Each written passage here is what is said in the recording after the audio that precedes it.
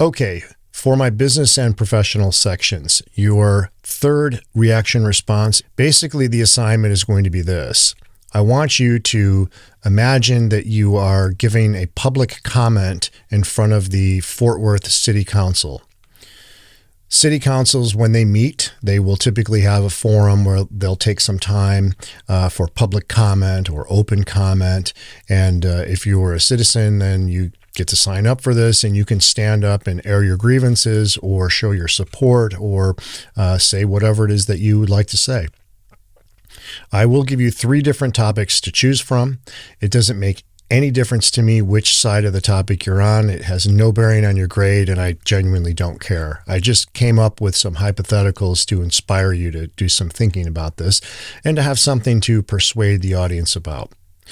So for the assignment, I want you to assume that you're a taxpayer, property owner, citizen within the city limits of Fort Worth. Obviously, I know that you are all not those things. Perhaps some of you are.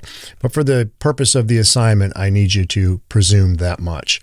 So what you will do is you will choose one of the topics, only one, and you will provide your remarks about it to the city council. And you will try to persuade us to either accept the motion or reject the motion or modify it in some way, or air your grievances about it, etc., in a persuasive style. So I would like you to use elements of classical rhetoric, which means ethos, pathos, and logos, or you could use Monroe's motivated sequence, which is probably not the ideal strategy for a public comment at a city council, but it may work for you. So I would just choose wisely. It may be a hybrid of the two. I'm basically looking for you to demonstrate through your delivery some of each style, or one or the other. It makes no difference to me, but I do want to see a demonstration of one or the other or both. Now, I want you to pay attention to 3 things. This is a category of fundamentals. If you were in an ordinary speech class, this would apply to every speech. It's the most basic fundamental part of it. And this includes your eyes, voice, and posture. So for your eyes, I basically want you to be focused on the audience while you're speaking.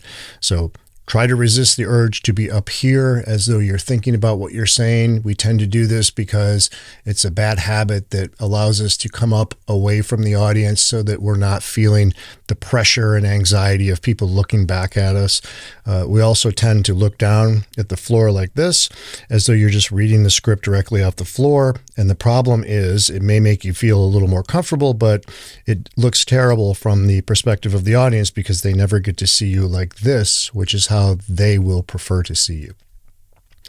For your voice, very simply, make sure you're broadcasting your voice to the back of the room. I like to imagine that someone is unconscious on the floor behind the last row of seats, and imagine that there are paramedics there, and you are tasked with giving emergency instructions to those paramedics in the interest of that person hopefully not dying. And you've got to do it clearly, and you don't want to be repetitive because it's an emergency. So imagine your level of volume given that scenario, and that usually works pretty good. As far as posture goes, there's nothing specific that I want you to demonstrate. I'm just looking for you to eliminate the egregious and bad stuff with posture. So keep your hands out of your pockets. Don't be chewing gum. Don't lean on anything. Don't be pacing back and forth, and try to keep your fidgeting. I know that you'll be nervous, but try to keep your fidgeting to a minimum. Make sure that you're rehearsing this. Make sure that you're adding cues that you will recognize that will keep you on track. I'm going to allow you to bring a timer up there with you. I don't want any noises or anything like that, but you can use the timer on your cell phone, or if you have a handheld timer, by all means, bring that up there and you can pay attention to that. These city council meetings are very strictly regimented. They don't have all day to let people just speak forever and say whatever they want. So you'll have exactly 3 minutes and not a heartbeat more. Now, for this assignment, I want you to speak for at least 2.5 minutes. but I will stop you at 3. So you have a 30-second window in there. Keep that in mind as you're rehearsing. You'll have to make some executive decisions on what's going to stay in the speech and what's going to have to be tossed out. I would like to see you bring some genuine enthusiasm to this, and I have chosen 3 different categories for you to pick from, and I think you'll be able to find one of them that is interesting to you. And again, it doesn't matter to me what side of the issue that you take. It has no bearing on your grade, and I genuinely don't care. It's just there to stimulate a response from you. So if you have questions, please defer to the document that I'll include with this video. It's going to outline all 3 of the issues that you have to choose from in order to speak on. And anything else, you can let me know, and I'm happy to do my best to help you along with that. So this is a very bite-sized, straightforward, easy assignment.